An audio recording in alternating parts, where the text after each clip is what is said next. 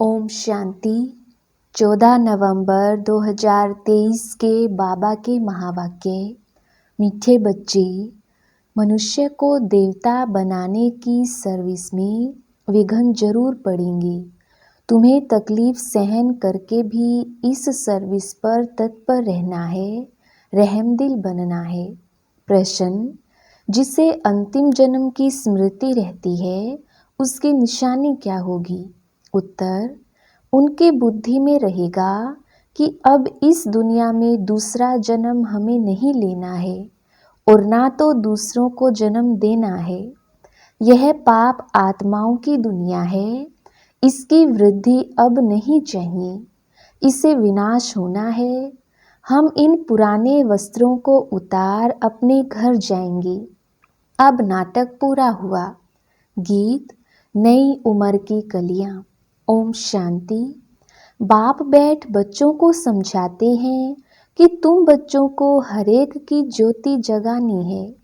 यह तुम्हारी बुद्धि में है। बाप को भी बेहद का ख्याल रहता है कि जो भी मनुष्य मात्र हैं उनको मुक्ति का रास्ता बताएं। बाप आते ही हैं बच्चों की सर्विस करने, दुख से लिबरेट करने। मनुष्य समझते नहीं हैं कि यह दुख है तो सुख का भी कोई स्थान है, यह जानते नहीं। शास्त्रों में सुख के स्थान को भी दुख का स्थान बना दिया है। अब बाप है रहमदिल। मनुष्य तो यह भी नहीं जानते कि हम दुखी हैं क्योंकि सुख का और सुख देने वाले का पता ही नहीं है। यह भी ड्रामा की भावी। सुख किसको कहते हैं, दुख किसको कहते, यह जानते नहीं। ईश्वर के लिए कह देते कि वही सुख दुख देते हैं, गोया उस पर कलंक लगाते हैं। ईश्वर जिनको बाप कहते हैं उनको जानते ही नहीं। बाप कहते हैं कि मैं बच्चों को सुख ही देता हूँ। तुम अब जानते हो बाबा आया है पतितों को पावन बनाने। कहते हैं मैं सबको ले जाऊंगा स्वीट होम। वह स्वीट होम भी पावन है। वहाँ कोई पतित आत्मा रहती नहीं, उस ठिकाने को कोई जानते नहीं। कहते हैं कि फलाना पार निर्वाण गया, परंतु समझते नहीं। बुद्ध पर पार निर्वाण गया तो जरूर वहाँ का रहने वाला था, वहाँ ही गया। अच्छा, वह तो गया, बाकी दूसरे कैसे जाएं? साथ तो कोई ले नहीं गया। वास्तव में वह जाते नहीं, इसलिए सब पतित पावन बाप को याद करते हैं। पावन दुनिया दो हैं, एक मुक्ति धाम, दूसरा जीवन मुक्ति धाम। शिवपुरी और विष्णुपुरी, यह है रावणपुरी। परमपिता परमात्मा को राम भी कहते हैं। राम राज्य कहा जाता है तो बुद्धि परमात्मा की तरफ चली जाती है। मनुष्यों को तो सब परमात्मा मानेंगे नहीं, तो तुमको तरस पड़ता है, तकलीफ तो सहन करनी पड़े। बाबा कहते, मीठे बच्चे, मनुष्य को देवता बनाने में इस ज्ञान यज्ञ में विघ्न बहुत ही पड़ेंगे। गीता के भगवान ने गाली खाई थी ना, गालियां उनको भी और तुमको भी मिलती हैं। कहते हैं ना कि इसने शायद चौथ का चंद्रमा देखा होगा। यह सब है दंत कथाएं। दुनिया में तो कितना गंद है। मनुष्य क्या क्या खाते हैं, जानवरों को मारते हैं, क्या क्या करते हैं। बाप आकर इन सब बातों से छुड़ा देते हैं। दुनिया में मारामारी कितनी है, तुम्हारे लिए बाप कितना सहज कर देते हैं। बाप कहते हैं कि तुम सिर्फ मुझे याद करो तो विकर्म विनाश हो जाएंगे। सबको एक ही बात समझाओ। बाप कहते हैं अपने शांति धाम और सुख धाम को याद करो। तुम असुल वहाँ के रहवासी हो। सन्यासी लोग भी वहाँ के लिए ही रास्ता बताते हैं। अगर एक निर्वाण धाम चला गया तो फिर दूसरे को कैसे ले जाएंगे? उनको कौन ले जाएगा? समझो बुद्ध निर्वाण में गया, उनके बोधि तो यहाँ बैठे हैं, उनको वापस ले जाए ना। गाते भी हैं जो पैगंबर हैं, सबकी रूह यहाँ है, यानी किस ना किस शरीर में है, फिर भी महिमा गाते रहते। अच्छा धर्म स्थापन करके गए, फिर क्या हुआ? मुक्ति में जाने ले कितना माथा मारते रहते हैं। उसने तो यह जब तब तीर्थ आदि नहीं सिखाया। बाप कहते हैं मैं आता ही हूँ सबकी गति सद्गति करने, सबको ले जाता हूँ। सतयुग में जीवन मुक्ति है, एक ही धर्म है, बाकी सब आत्माओं को वापिस ले जाते हैं। तुम जानते हो वह बाबा है बागवान, हम सब माली हैं। मम्मा बाबा और सब बच्चे माली बन बीज बोते रहते हैं। कलम निकलती है, फिर माया के तूफान लग पड़ते हैं। अनेक प्रकार के तूफान लगते हैं, यह है माया के विघ्न। तूफान लगते हैं तो पूछना चाहिए बाबा इसके लिए क्या करना चाहिए। श्रीमत देने वाला बाप है, तूफान तो लगेंगे ही। नंबर 1 है देह अभिमान। यह नहीं समझते कि मैं आत्मा अविनाशी हूँ, यह शरीर विनाशी है। हमारे 84 जन्म पूरे हुए, आत्मा ही पुनर्जन्म लेती है। घड़ी घड़ी एक शरीर छोड़ दूसरा लेना आत्मा का ही काम है। अब बाप कहते हैं तुम्हारा यह अंतिम जन्म है, इस दुनिया में दूसरा जन्म नहीं लेना है, ना किसको देना है। पूछते हैं कि फिर सृष्टि की वृद्धि कैसे होगी? अरे इस समय सृष्टि की वृद्धि नहीं चाहिए, यह तो भ्रष्टाचार की वृद्धि है। यह रस्म रावण से शुरू हुई है। दुनिया को भ्रष्टाचारी बनाने वाला रावण ठहरा, श्रेष्ठाचारी राम बनाते हैं। इसमें भी तुमको कितनी मेहनत करनी पड़ती है। घड़ी घड़ी देह अभिमान में आ जाते हैं। अगर देह अभिमान में ना आए तो अपने को आत्मा समझें। सत्युग में भी अपने को आत्मा तो समझते हैं ना। जानते हैं अभी यह हमारा शरीर वृद्ध हुआ है, इनको छोड़कर नया लेंगे। यहाँ तो आत्मा का भी ज्ञान नहीं है। अपने को देह समझ बैठे हैं। इस दुनिया से जाने की दिल उनकी होती है जो दुखी होते हैं। वहाँ तो है ही सुख, बाकी आत्मा का ज्ञान वहाँ रहता है। एक शरीर छोड़ दूसरा लेते हैं, इसलिए दुख नहीं होता, वह सुख की प्रारब्ध है। यहाँ भी आत्मा तो कहते हैं, फिर भल कोई आत्मा सो परमात्मा कह देते हैं। आत्मा है यह तो ज्ञान है ना, परंतु यह नहीं जानते कि हम इस पार्ट से वापस जा नहीं सकते।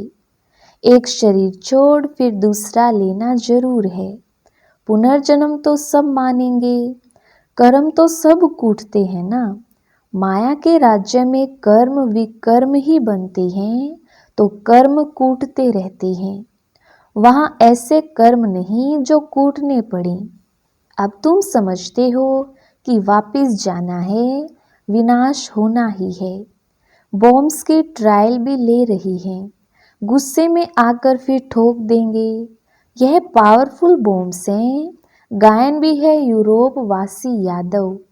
भल हम सब धर्म वालों को यूरोप वासी ही कहेंगे। भारत है एक तरफ, बाकी उन सबको मिला दिया है। अपने खंड लिए उन्हों को प्यार तो बहुत है, परंतु भावी ऐसी है तो क्या करेंगे। ताकत सारी तुमको बाबा दे रही हैं, योग बल से तुम राज्य ले लेते हो। तुमको कोई भी तकलीफ नहीं देते हैं, सिर्फ बाप कहते हैं मुझे याद करो, देह अभिमान छोड़ो। कहते हैं कि मैं राम को याद करता हूँ, श्री कृष्ण को याद करता हूँ, तो वे अपने को आत्मा थोड़े ही समझते हैं। आत्मा समझते तो आत्मा के बाप को क्यों नहीं याद करते। बाप कहते हैं मुझ परमपिता परमात्मा को याद करो, तुम जीव आत्मा को क्यों याद करते हो। तुमको देही अभिमानी बनना है। मैं आत्मा हूँ, बाप को याद करता हूँ। बाबा ने फरमान किया है, याद करने से विकर्म विनाश होंगे और वर्षा भी बुद्धि में आ जाएगा। बाप और जायदाद अर्थात मुक्ति और जीवन मुक्ति, इसके लिए ही धक्के खाते रहते हैं, यज्ञ जप तप आदि करते रहते हैं, पोप से भी आशीर्वाद लेने जाते हैं। यहाँ बाप सिर्फ कहते हैं कि देह अभिमान छोड़ो, अपने को आत्मा निश्चय करो। यह नाटक पूरा हुआ, हमारे 84 जन्म पूरे हुए हैं, अब जाना है। कितना सहज करके समझाते हैं। गृहस्थ व्यवहार में रहते बुद्धि में यह रखो। जैसे नाटक पूरा होने पर होता है तो समझते हैं कि बाकी 15 मिनट हैं, अभी यह सीन पूरी होगी। एक्टर्स समझते हैं हम यह कपड़ा उतार घर को जाएंगे, अभी सबको वापस जाना है। ऐसी ऐसी बातें अपने से करनी चाहिए। कितना समय हमने सुख दुख का पार्ट बजाया है यह जानते हैं। अभी बाप कहते हैं कि मुझे याद करो, दुनिया में क्या क्या हो रहा है, इन सब को भूल जाओ, यह सब खत्म हो जाने वाले हैं, अब वापस जाना है। वह समझते हैं कि कलयुग अभी 40,000 वर्ष चलेगा, इसको घोर अंधियारा कहा जाता है। बाप का परिचय नहीं है, ज्ञान माना बाप का परिचय, अज्ञान माना नो परिचय, तो गोया घोर अंधियारे में है। अभी तुम घोर सोजरे में हो, नंबरवार पुरुषार्थ अनुसार। अब रात पूरी होने वाली है, हम वापस जाते हैं। आज ब्रह्मा की रात, कल ब्रह्मा का दिन होगा, बदलने में टाइम तो लगेगा ना। तुम जानते हो अब हम मृत्यु लोक में हैं, कल अमर लोक में होंगे, पहले तो वापस जाना होगा। ऐसे यह 84 जन्मों का चक्र फिरता है, यह फिरना बंद नहीं होता है। बाबा कहते हैं तुम कितनी बार मेरे से मिले होंगे। बच्चे कहते हैं कि अनेक बार मिले हैं। तुम्हारे 84 जन्मों का चक्र पूरा होता है तो सबका हो जाएगा। इसको कहा जाता है ज्ञान। ज्ञान देने वाला है ही ज्ञान सागर, परम पिता परमात्मा, पतित पावन। तुम पूछ सकते हो पतित पावन किसको कहा जाता है? भगवान तो निराकार को कहा जाता है, फिर तुम रघुपति राघव राजा राम क्यों कहते हो? आत्माओं का बाप तो वह निराकार ही है। समझाने की बड़ी ही युक्ति चाहिए। दिन प्रतिदिन तुम्हारी उन्नति होती रहेगी, क्योंकि गुह्य ज्ञान मिलता रहता है। समझाने के लिए है सिर्फ अलफ की बात। अलफ को भूले तो आर्फन हो गए, दुखी होते रहते हैं। एक द्वारा एक को जानने से तुम 21 जन्म सुखी हो जाते हो। यह है ज्ञान, वह है अज्ञान। जो कह देते परमात्मा सर्वव्यापी है, अरे वह तो बाप है। बाप कहते हैं तुम्हारे अंदर भूत सर्वव्यापी हैं, 5 विकार रूपी रावण सर्वव्यापी हैं। यह बातें समझानी पड़ती हैं। हम ईश्वर की गोद में हैं, यह बड़ा भारी नशा होना चाहिए। फिर भविष्य में देवताई गोद में जाएंगे, वहाँ तो सदैव सुख है। शिव बाबा ने हमको एडॉप्ट किया है, उनको याद करना है। अपना भी और दूसरों का भी कल्याण करना है तो राजाई मिलेगी। यह समझने की बड़ी अच्छी बात है। शिव बाबा है निराकार, हम आत्मा भी निराकार हैं। वहाँ हम अशरीरी नंगे रहते थे, बाबा तो सदैव अशरीरी ही है। बाबा कभी शरीर रूपी कपड़ा पहन पुनर्जन्म नहीं लेते हैं। बाबा एक बार रीइंकार्नेट करते हैं। पहले पहले ब्राह्मण रचते हैं तो उनको अपना बनाकर और नाम रखना पड़े ना।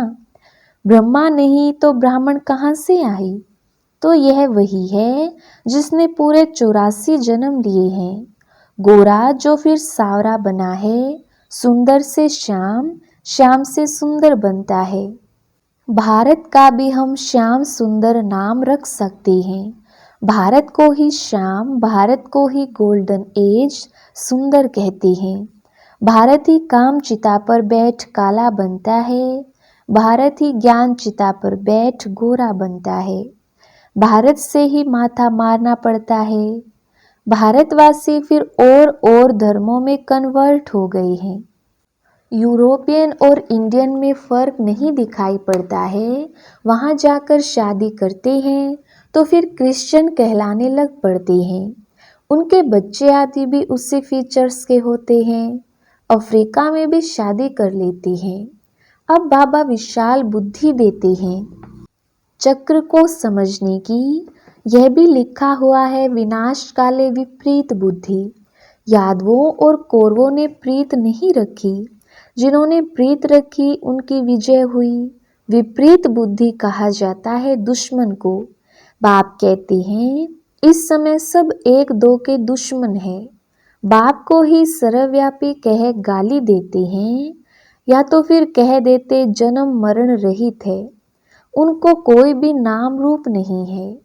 ओ गॉड फादर भी कहते हैं। साक्षात्कार भी होता है आत्मा और परमात्मा का।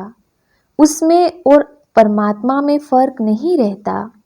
बाकी नंबरवार कम जास्ती ताकत तो होती ही है। मनुष्य भल मनुष्य हैं, उनमें भी तो मर्तबे होते हैं। बुद्धि का फर्क है। ज्ञान सागर ने तुमको ज्ञान दिया है तो उनको याद करते हो। वह अवस्था तुम्हारी अंत में बनेगी। अमृत वेले सिमर सिमर सुख पाओ। भले लेटे रहो परंतु नींद नहीं आनी चाहिए। अपना हट कर बैठना चाहिए, मेहनत है। वैद्य लोग भी दवाई देते हैं अमृत वेले के लिए। यह भी दवाई है। रचता बाप ब्रह्मा द्वारा ब्राह्मण रचकर पढ़ाते हैं। यह बात सबको समझानी है। अच्छा, मीठे मीठे सिकिलधे बच्चों प्रति मात पिता बाप दादा का याद प्यार और गुड मॉर्निंग। रूहानी बाप की रूहानी बच्चों को नमस्ते। हम रूहानी बच्चों की रूहानी बाप दादा को याद प्यार गुड मॉर्निंग और नमस्ते जी। धारणा के लिए मुख्य सार। पहला पॉइंट, हमने ईश्वर की गोद ली है, फिर देवताई गोद में जाएंगे। इसी रूहानी नशे में रहना है। अपना और दूसरों का कल्याण करना है। दूसरा पॉइंट, अमृत वेले उठ ज्ञान के सागर के ज्ञान का मनन करना है। एक की अव्यभिचारी याद में रहना है। देह अभिमान छोड़ स्वयं को आत्मा निश्चय करना है। वरदान, अमृत वेले से रात तक याद के विधि पूर्वक हर कर्म करने वाले सिद्धि स्वरूप भव। विस्तार, अमृत वेले से लेकर रात तक जो भी कर्म करो, याद के विधि पूर्वक करो तो हर कर्म की सिद्धि मिलेगी। सबसे बड़े से बड़ी सिद्धि है प्रत्यक्ष फल के रूप में अति इंद्रिय सुख की अनुभूति होना। सदा सुख की लहरों में, खुशी की लहरों में लहराते रहेंगे तो यह प्रत्यक्ष फल भी मिलता है और फिर भविष्य फल भी मिलता है। इस समय का प्रत्यक्ष फल अनेक भविष्य जन्मों के प्रत्यक्ष फल से श्रेष्ठ है। अभी अभी किया, अभी अभी मिला, इसको ही कहते हैं प्रत्यक्ष फल। स्लोगन, स्वयं को निमित्त समझ हर कर्म करो तो न्यारे और प्यारे रहेंगे। मैंपन आ नहीं सकता। अच्छा, ओम शांति।